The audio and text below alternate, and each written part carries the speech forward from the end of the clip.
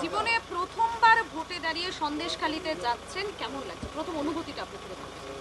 খুবই ভালো লাগছে যে আমি এত বছর ভোটার হয়েও আজকের হয়তো নিজের ইচ্ছায় ভোট দিতে পারবো।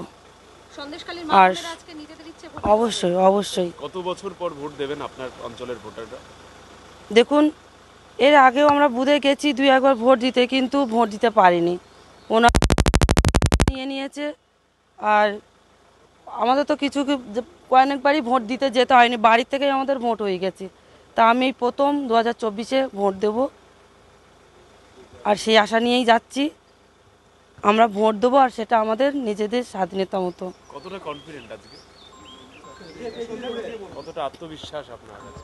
দেখুন, প্রচণ্ডভাবে আনন্দিত যে আজকের নিজের ইচ্ছা মতো ভোট দিতে পারবো।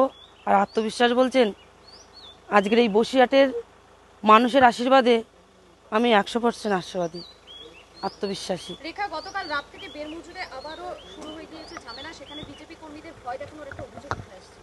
পুলিশ সেজে দেখুন, এটা অবাস্তবিক কিছু নয়।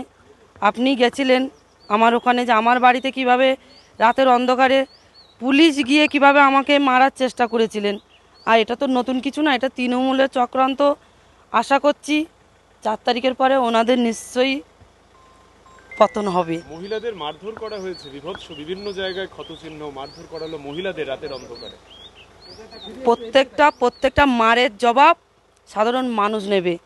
আজকের মানুষ দেয়ালে পিঠ থেকে গেছিল বলে আন্দোলন বার করেছিলেন, আর এই বিজেপি পার্টির থেকে সাহায্য করেছে বলে এই বিজেপি পার্টিকে নিয়ে নানান রকমভাবে আমাদেরকে অসম্মান করার চেষ্টা।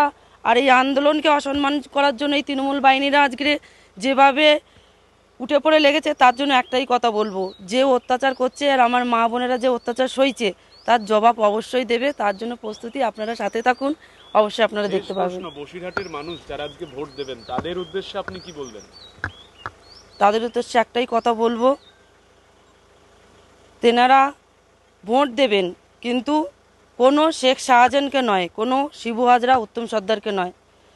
আমি চাইবো নিজের ইচ্ছা মতো ভোট দিক, নিজের মন যাকে চায় তাকে ভোট দিক, কিন্তু কোনো দেশদ্রোহীকে, কোনো গুন্ডা বাহিনীকে এই ভারতবর্ষে না আশ্রয় দিক, না প্রশ্রয় দিক। আমি এটাই চাইবো ওনাদের কাছে।